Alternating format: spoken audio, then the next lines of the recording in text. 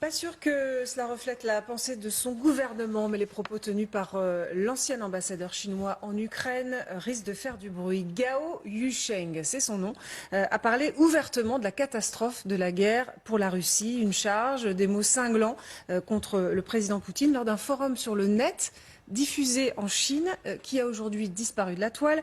Mais voilà, rien ne disparaît vraiment et nous avons pu retrouver cet élément. Écoutez.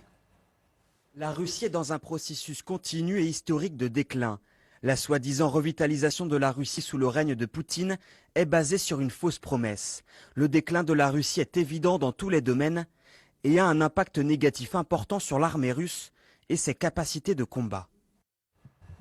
Avec nous en direct dans l'essai midi, François Godement, spécialiste de la Chine. Bonjour à vous. C'est une déclaration isolée. Hein. On se doute qu'il n'y a pas de message caché du gouvernement russe, du Parti communiste chinois derrière tout cela.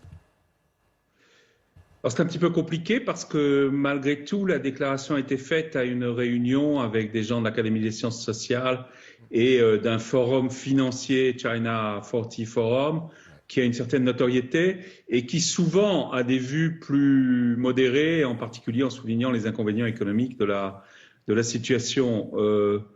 Moi, je pense que cet ancien ambassadeur a dit avec violence tout haut ce que beaucoup de connaisseurs en Chine pensent tout bas. Mais ils ne vont pas le dire pour différentes raisons. D'abord parce que la ligne officielle est, si j'ose dire, mariée avec Vladimir Poutine, quoi qu'il arrive, et on en a des exemples tous les jours dans la propagande. Ensuite, parce que malheureusement, si on en tire les conséquences, ça affaiblit un peu la Chine aussi, par ricochet. Donc c'est pas excellent, si vous voulez, pour le standing diplomatique et stratégique chinois. Reste avec nous, parce que je vois l'amiral Dufour qui veut réagir. Oui, tout à fait. Je pense qu'il est tout à fait évident que c'est la marque d'un grand dépit de la part d'un certain nombre d'autorités chinoises devant la faible capacité militaire de la Russie et j'allais dire, l'erreur tactique qui a été commise. Et donc que les Chinois sont très embarrassés de cet allié. Et donc savoir qu'il a été repoussé dans leurs bras fait que pour eux, c'est un poids difficile dont ils tireront peut-être un jour parti autrement. Mais je crois qu'il y a là une marque de dépit très importante, oui. François Godement, pourquoi dites-vous que c'est indéfectible? Est-ce que la ligne de Pékin a quand même changé depuis un peu moins de 80 jours, le début de ce conflit? Vous voyez, c'est comme un accordéon. On appuie sur certaines touches et puis sur d'autres, et puis il y a des touches qu'on oublie.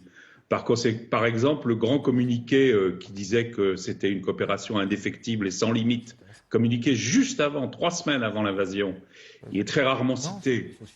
De temps en temps, la Chine évoque le principe de souveraineté territoriale et de souveraineté nationale, pardon, et d'intégrité territoriale.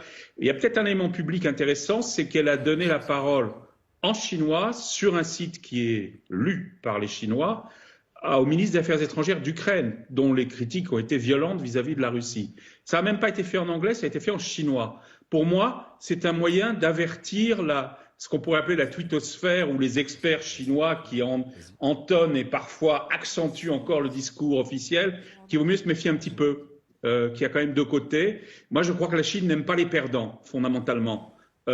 Ça n'est absolument pas de l'intérêt de Xi Jinping de voir Poutine et la Russie perdre au-delà d'un certain point. Ils ont besoin d'un glacis. La Russie est peut-être encore plus radicale qu'eux à l'ONU dans ses vétos, dans l'exercice de veto par exemple, et elle est utile. Elle est utile bien sûr sur le plan énergétique aussi. Mais disons que, comme on dit en termes financiers, la Chine prend des options de vente à tout hasard, notamment au point de vue langagier, pour ne pas être trop accusée. François Godement, est-ce que la Chine peut également se satisfaire